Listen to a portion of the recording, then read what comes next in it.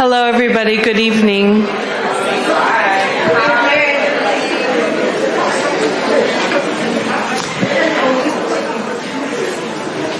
Not Just Passing by Hiba Abu Nada, translated from Arabic by Huda Fakhreddin. Yesterday, a star said to the little light in my heart, "We are not just transients passing. Do not die beneath this glow. Some wanderers go on walking. You were first created out of love, so carry nothing but love to those who are trembling. One day, all gardens sprouted from our names, from what remained of hearts yearning. And since it came of age, the ancient language has taught us how to heal others with our longing, how to be a heavenly scent, to relax their tightening lungs, a welcome sigh, a gasp of oxygen.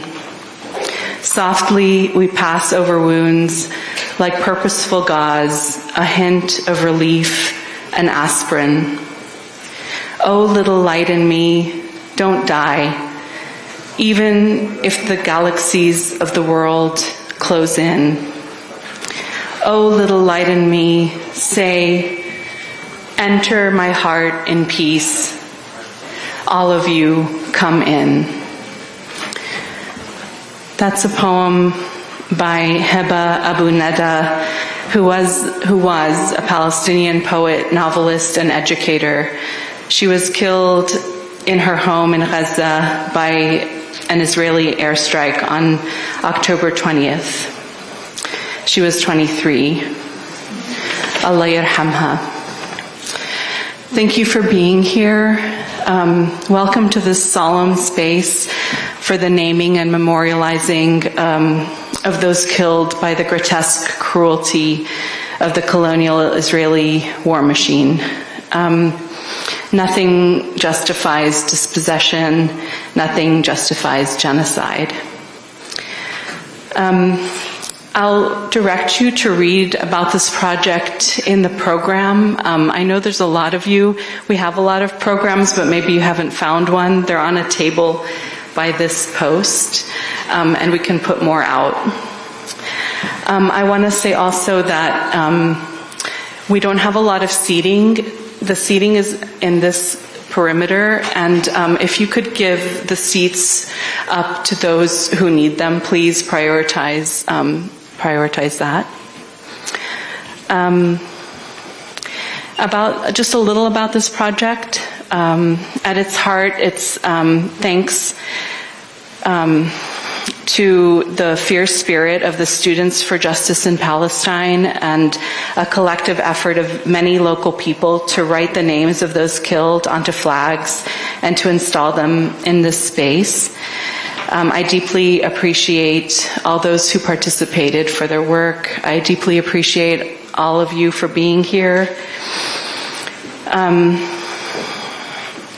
Thank you for being here, and thank you for bearing witness. I think this collective witnessing is very profound. I think that's all I'll say. I'm going to welcome an incredible lineup, a beautiful lineup of poets. They're going to take the stage in the order listed in the program, and their bios are listed there.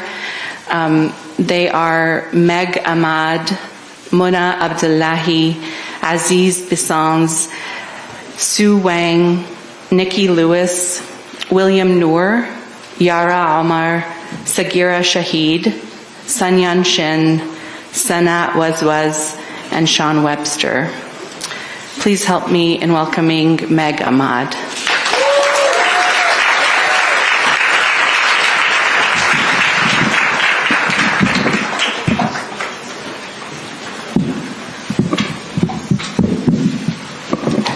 I'm going to read a poem today called Lavinia that I wrote.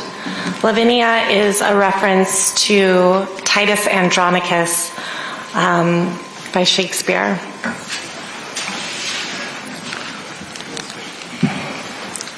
Dear Israel, while I was still snuggled up warm inside my mother's womb, you robbed me of my language. I never got to say I love you, Baba, in Arabic. Still in the cradle, you cut out my tongue. Still bleeding, you sewed up my lips before I could utter a cry. You took away my voice before I could learn to speak. Dear Israel, when I was just a baby learning how to crawl, you cut off my feet so I could never put down roots or make my way home through the desert sands. Home. But what is home, dear Israel? I know not a home. One aunt lives in Jerusalem, another in the West Bank, an uncle in Lansing, another in Raleigh, cousins in England, Spain, Paris, and Dubai. Family I have never met in Jordan, Egypt, Lebanon, Turkey, Australia. I heard one made it to the dark side of the moon. Another on a star far, far off. Diaspora. I don't remember what it's called. And so many, many more dead. My father, my language, my family, dead. Family. But what is family, dear Israel? I neither know them. You've blown us across the seas, scattered us in every direction with your bombs and your threats, and imprisoned the rest, nor see them. You gouged out my eyes. The blood still drips from my sockets. Touch my blood-stained cheeks, dear Israel. Do you feel the blood? It still drips warm. Dear Israel, so I wouldn't strike back, you cut off my hands while I slept quietly in my cradle. But dear Israel, I am no child now. I've got a blade here. I made sure it was sharp. The handles tween my knees now, the sharp blade at my cheek, its point at the curve of my lips. I slashed through the stitches that you sewed that kept my mouth shut so long. My lips are bleeding. Do you taste it, dear Israel? It's metallic, like bullets in my mouth. The ground is colored crimson. The blood of my family, the blood of my people, and yours too. How could you, dear Israel? Like Lavinia, you tried to silence me. But dear Israel, I am Palestine and I will be free. I will take this blade in my mouth and trace out your crimes in this blood-stained earth for all to see. Oh, Israel, you cannot silence me.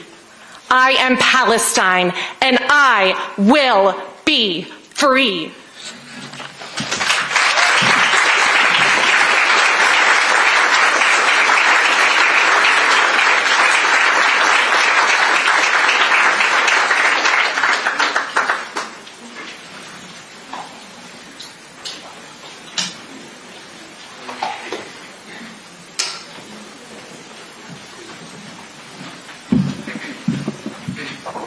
Hello, everybody. All right, so this poem is called Silence Until Quoted.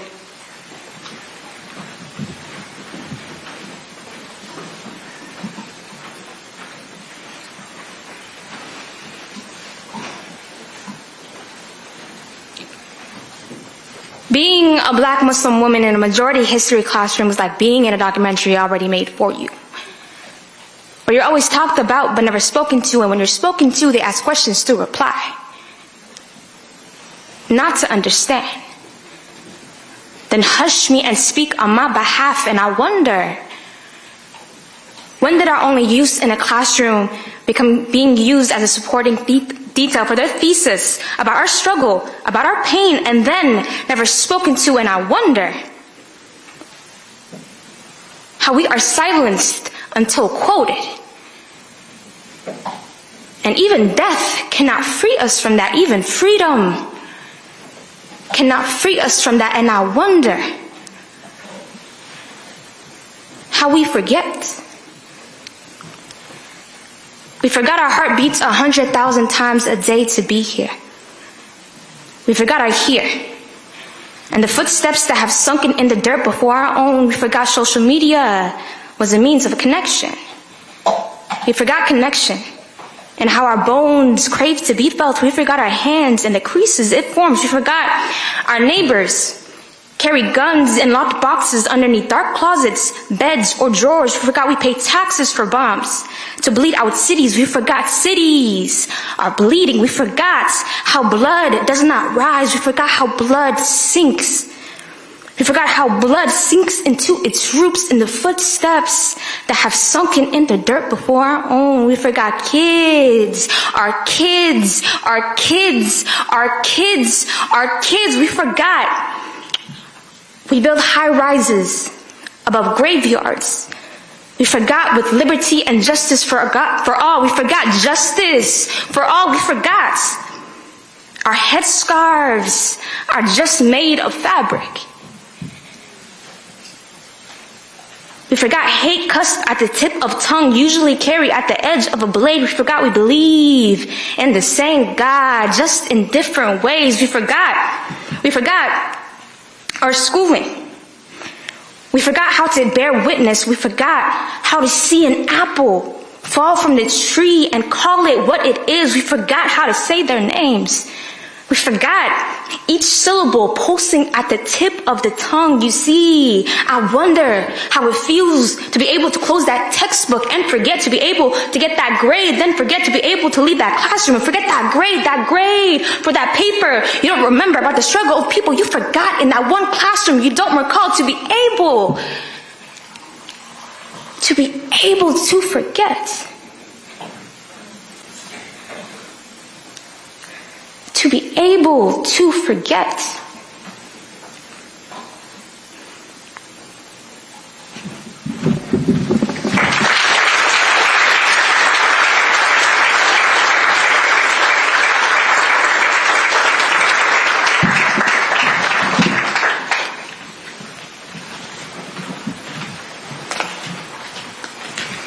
Hello.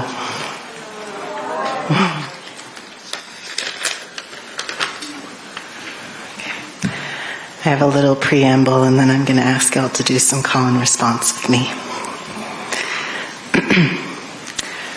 Bearing witness is not passive. It is an ancestral act of devotion and act of willingness to be present for the truth of what is happening to the Palestinian people and land, to hold with clarity the bridge between the land we walk upon and our ancestral homelands. The horror alongside the unshakable love and resistance that is burgeoning, to uplift and behold the collective stories that are being woven into the fabric of our communities and collectives during these times. Included in this is bearing witness to the depth of our own grief, rage, and pain, to the burning love that shapes and shakes us to our core. From this place of action that is rooted in witnessing, from this place of deep mourning that is alive with love and praise for Palestine, we find endurance to stay with the long arc of this fight. Please join me in bearing witness together, making our voices heard all the way to Gaza as we weave resistance together. And I'm going to say a line, and then I'm going to ask you all to say the words, "We bear witness," together. 1,000-year-old olive trees scorched by bombs, uprooted by settlers. We bear witness. 2 million people denied clean drinking water. 2 million people's lungs filled with smoke. We bear witness. It rains in Gaza for the first time in weeks. Children dance in the street.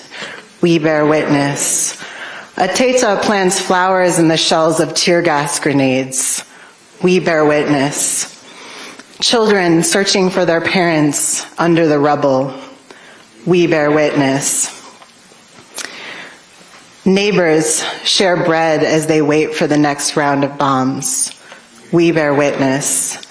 Aunties sip Nescafe in a collapsed building as the sun sets. We bear witness. U.S. politicians with blood on their hands. We bear witness. Diaspora Palestinians breathe ancestral breaths between Tatriz stitches. We bear witness. Our hearts beat like a drum, a steady rhythm of resistance. We bear witness. Unimaginable betrayal, unimaginable solidarity. We bear witness. The roots of Palestinian existence are unshakable. We bear witness. Ongoing colonial violence on the land beneath our feet, Minnesota, Makoche. We bear witness. Artsakh, Sudan, Morocco, Afghanistan, Lebanon, the Congo. We bear witness. And from this place we rise, and from this place we resist, and from this place we mourn our dead, and from this place we remember, and from this place our collective rage blooms, and from this place we endure, and from this place we free Palestine, and from this place we free Palestine, and from this place we free Palestine. Thank you.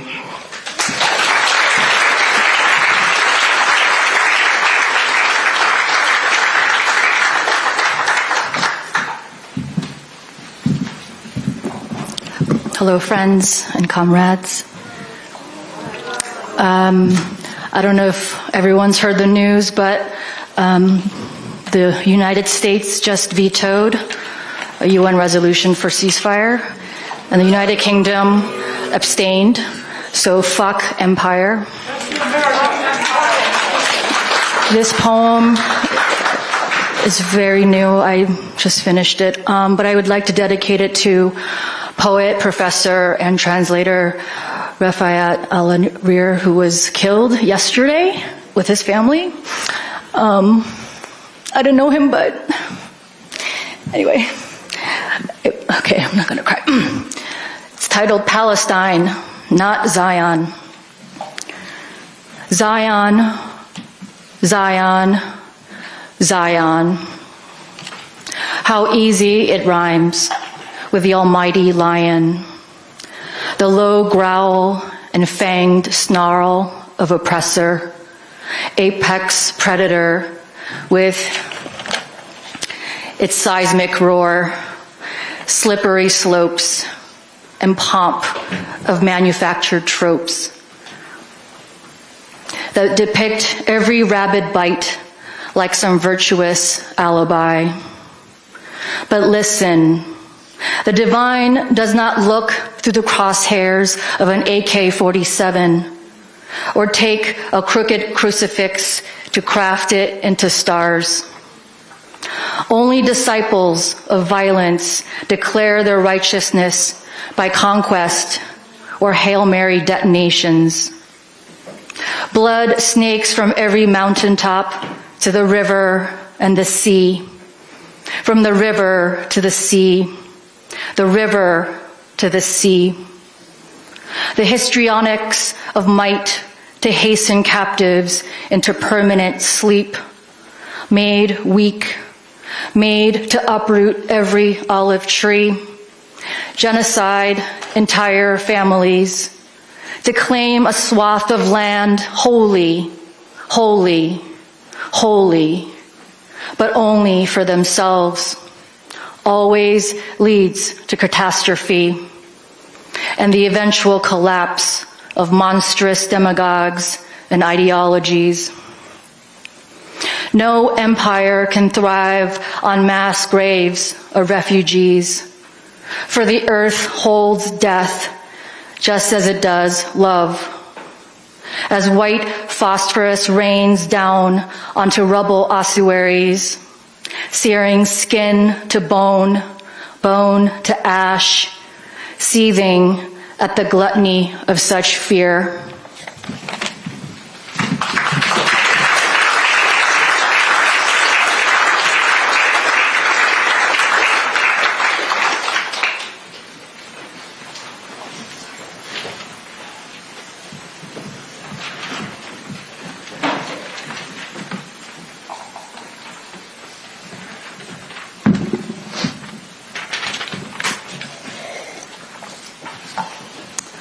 This is called Do You Condemn? In it, I wanted to interrogate the rhetorical usage of condemnation and terrorism.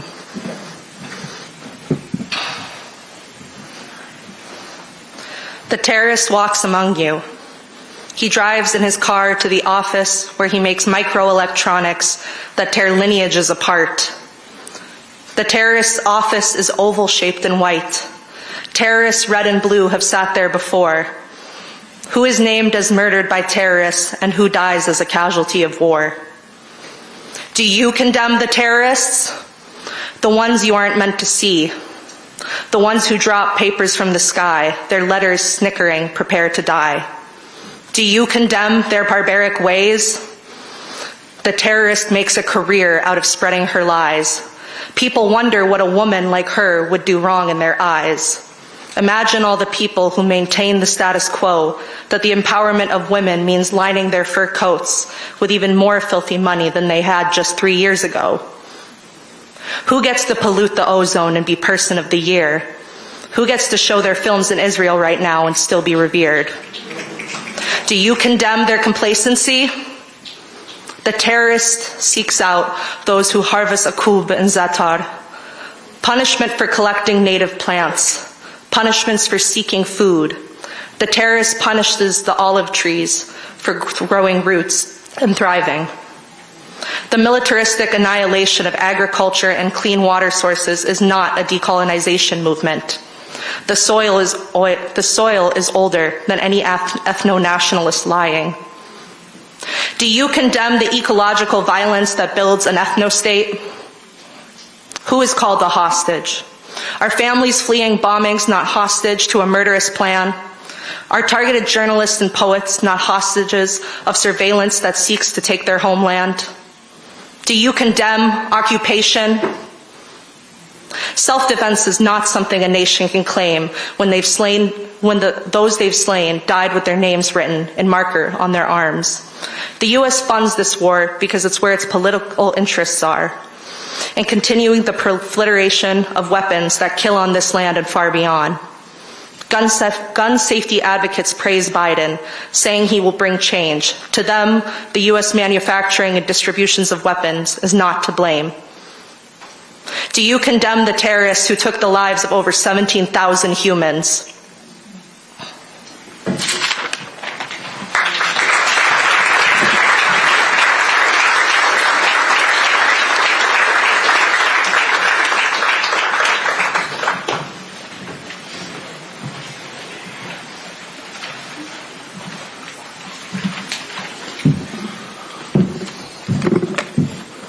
Hello, everyone.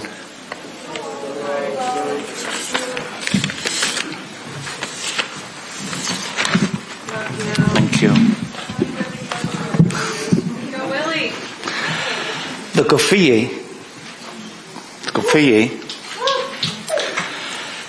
a second Palestinian flag that waves the weaving of silenced words, of sentences executed between sand and sea, a fluctuation of fortune, checkered in black and white, an uncomplicated chronicle of occupier and occupied. Seeing it wrapped around our shoulders, our mothers' hearts skip a beat. In their eyes, we are all 75 years old, and all past sorrows have been unearthed. Their love sees the Kofiyeh in tones of gray, feels it tightening like a noose, a fishnet that lands their boys in the occupiers' prisons. Gauze is Gaza's gift to a world that is denying it to her in her hour of need. A bandage for the sins of the world. On the shoulder, it is lighter than a sparrow and heavier than a slab of concrete. In Gaza, we are born in the liminal. We are fish in an aquarium. We are cut flowers in a vase of severed heads and scented memories. Here, children outrun their mothers at birth. They do not grow old like the olives they are plucked from the trees at harvest time. If anything is holy about hell, 7 are the gates of Gaza. They are all blocked. 7 is a holy number of perfection, but nothing is really perfect. Unlike a wound, a gate is meant to open. The hinges on the gates are welded, and the wounds are hinged. The sky is blue and white, the perfect blue for a tie with a white shirt worn by shuttling diplomats crisscrossing the Atlantic. The God of fire and brimstone awoke and is rattling the cage, demanding atonement. The earth that feeds us devours us. Sandwiched between sanguine skies, slathered with sacrifice, and blood that cries out from the ground, our children are the lover's flowers pressed in the pages of history. Coursing veins in the marble of time. But a spring will come and we will spit out the taste of yet another conqueror. That spring, the poppies will bloom abundantly from the river to the sea.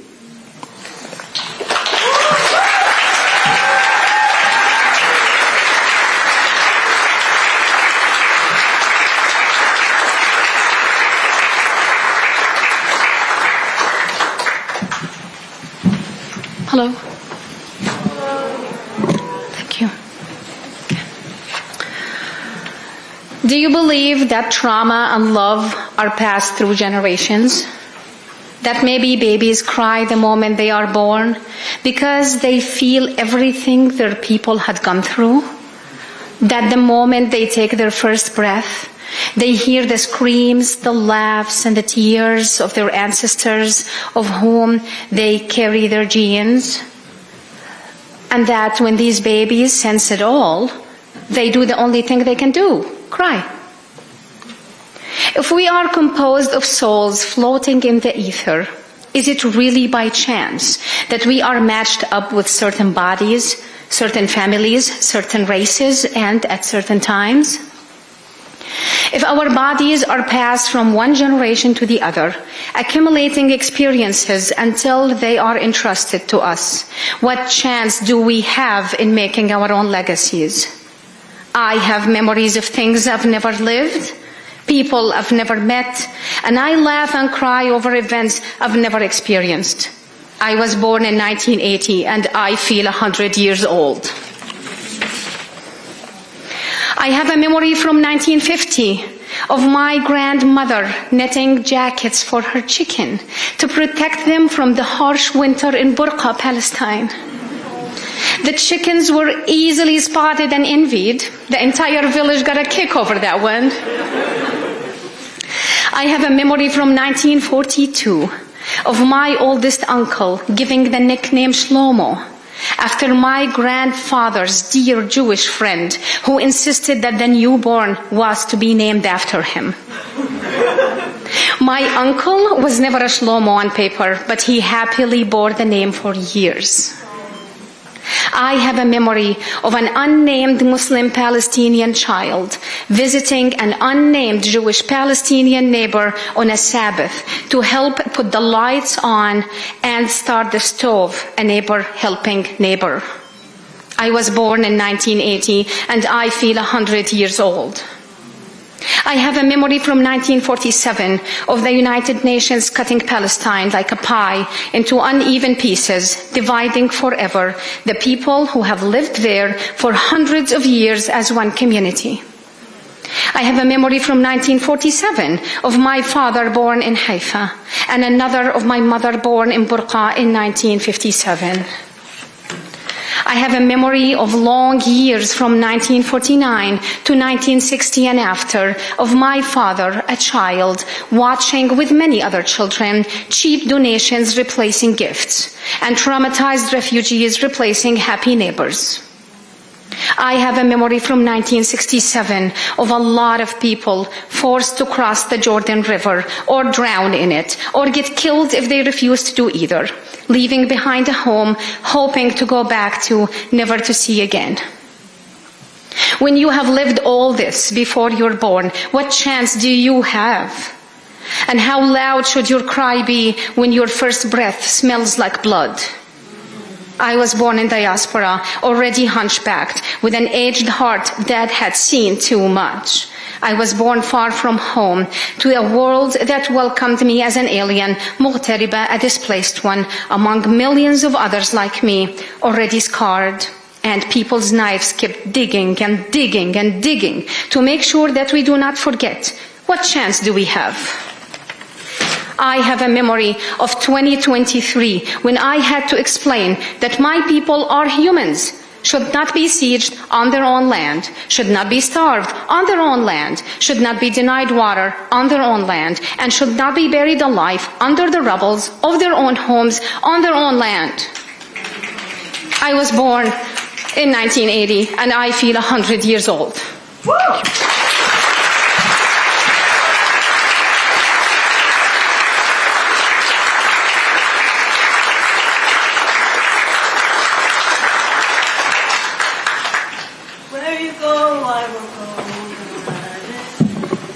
I will go. Where you go, I will go, beloved. Where you go, I will go. Can you guys help me sing this? Where you go, I will go, beloved. Where you go, I will go. Where you go, I will go, beloved. Where you go, I will go. 'Cause your people are my people. If you know the words, sing it. Your people are mine. Your people are my people. When you lie, I will lie. I learned this at a protest for Jewish Voices for Peace for Palestine. I don't know all the words, but some of you know all the words. So thank you for helping me with that. I'm going to recite a poem by Rafat Alareer, the poet that Sue mentioned, who was murdered the other day, and his family as well. He was an academic, a poet, an activist, and so I'm going to recite his poem, If I Must Die.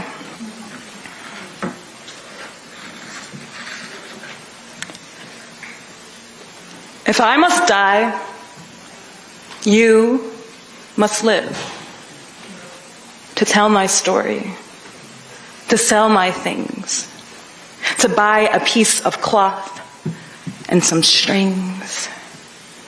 Make it white with a long tail, so that a child somewhere in Gaza, while looking heaven in the eye, awaiting his dad who left in a blaze, to bid no farewell, not even to his flesh, not even to himself, sees the kite you made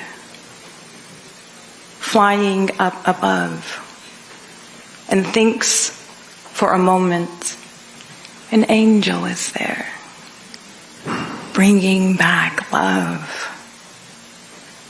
If I must die, let it bring hope. Let it be a tell. Where you go, I will go.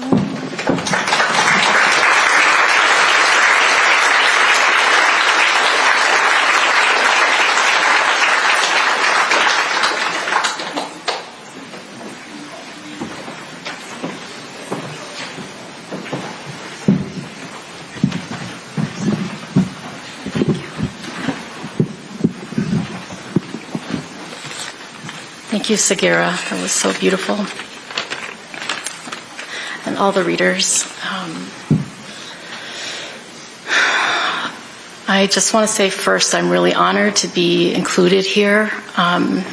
My homeland, Korea, has been in civil war since 1951 because Japan annexed it in 1910, and if Japan hadn't lost World War II, might still be ruling my people.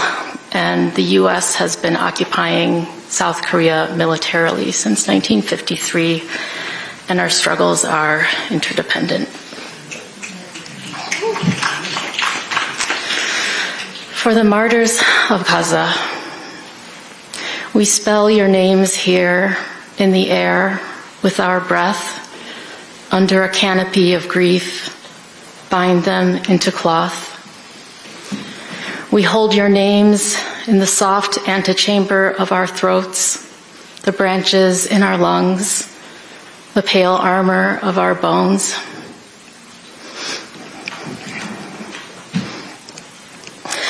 You should be alive on your homeland, which should be your shelter, not a kingdom of death. You should be laughing and dancing and living among the chorus of olive trees, the land, an ancient, eternal place that cradled your daughters' voices, that carried your grandfather's poems to join the waves of the sea. I learned in school that the human body has 60,000 miles of blood vessels. Even this poem is contaminated by empire, as miles are a British imperial unit, having evolved from the Roman mile of 1,000 paces. I imagine a Roman soldier pacing through the labyrinth of red lace inside me, mirroring the labyrinth inside you. Elaborate circulatory map of the human body, the vulnerable crimson body inside us. As a child, I was told by priests, forgive those who trespass against you. But no one spoke of witnessing the unforgivable and the unspeakable.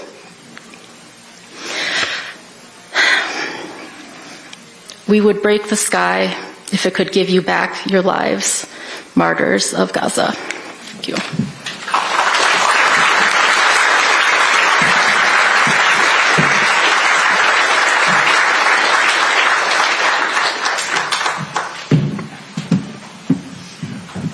Hi, everybody. I'm going to read a poem called Exile Is. It's a poem that is actually pretty new. So I'll get started. Exile is broken sentences and unfinished trains of thought. A life like an unraked autumn leaf that should have never outlived the snow. A life in which all events are accidents. A life in which unsettledness is obedience. A life in which survival is treason. Exile is the state of being turned from a man into a cause, and then from a cause into an outdated punchline. It is to be an endnote in another language, first ignored, then mistranslated, until finally redacted. Exile is the destination or non-destination that your birth certificate was a visa to before you were old enough to sign it. It is the state of having invented yourself, the state of not having a state, and to be told you have nobody but yourself to blame. Exile is a group of nameless victims or perpetrators or terrorists or no names who are being tossed around and debated by political discourse that is so desperate to write their story for them. It is to be an exhibit in some museum, an exhibit where foreigners flock and evaluate us and debate us for us and about us and our history. Were Palestinians an invented people? Do they exist? And if they do, when were they invented? 1920? 1948? 1967? Now?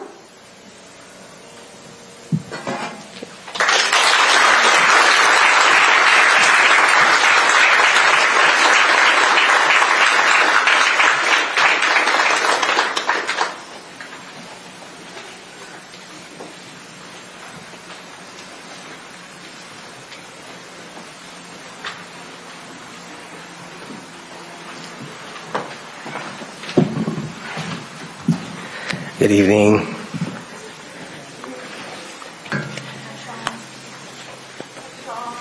Hello. It's wonderful to be with you all this evening. I'm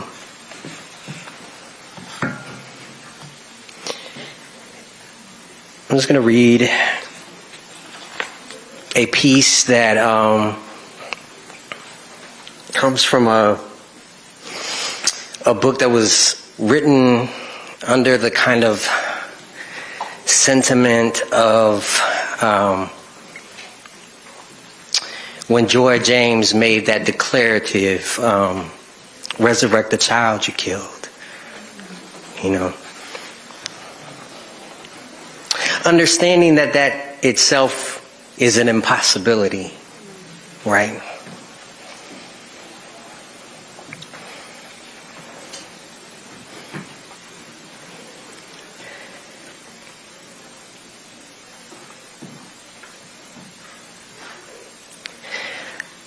Wade in the water. Wade in the water, children. Wade in the water. God's gonna trouble the water. In the water, gonna wade, gonna trouble, gonna children. In the water, gonna water, gonna wade, gonna gods. In the water, children wade, children water, children gods. In the water, trouble water, trouble wade, trouble children, trouble gods. In the water, gods trouble. In the water, God's children wade. In the water, trouble gonna water the wading children of God. Gonna trouble the children wading. Gonna water the children in God's water. In the children's water, gonna trouble the trouble.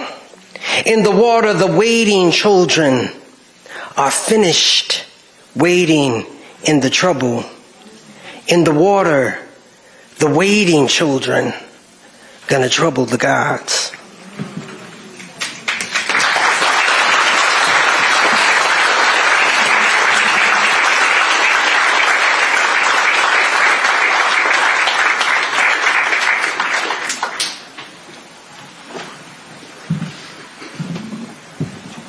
Wow.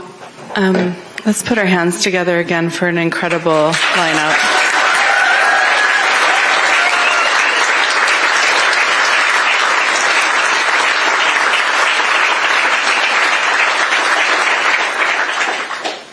Thank goodness for the poets, for the profound words and the meaning that they make for all of us. I appreciate you all so much, friends. Thank you. Thank you for being here. This is the end of the program. Please be in community.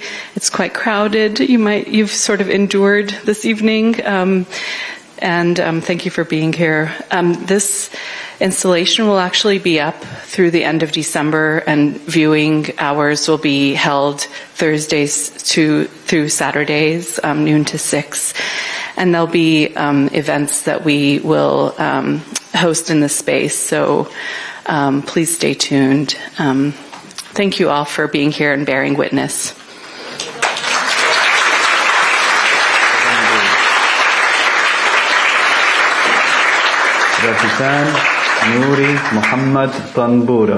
I'll just say one more thing. I'm sorry. Just to acknowledge that there are people with us here tonight who've lost people in Gaza, and I just want to acknowledge that and hold that as well tonight. So thank you.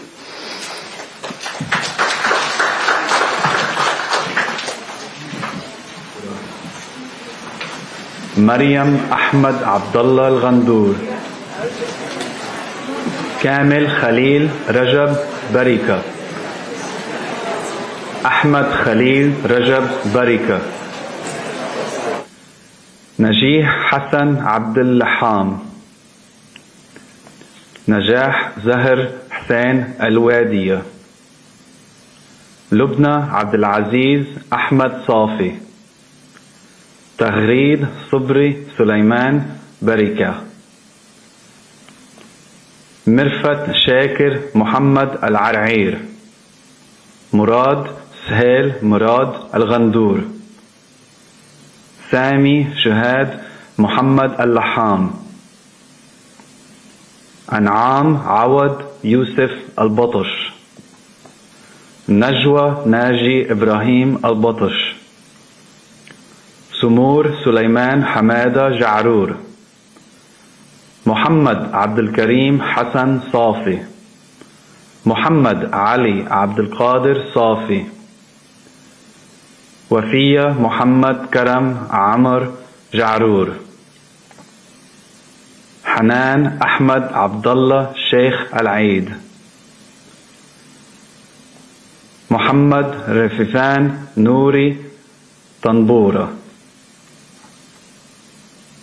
ديب فؤاد ديب العرعير. انشراح إسماعيل موسى صافي. فوزي زهير فوزي اللحام. Abdullah Abdelhadi Eid. Thanks relatives for joining us. This is live letters. Just wanted to close it out. This is the installation here. Those are the names of the martyrs. Each one of those flags has one of the names on it. We read the description for you. Nadir Muhammad Al-Wadi. Islam.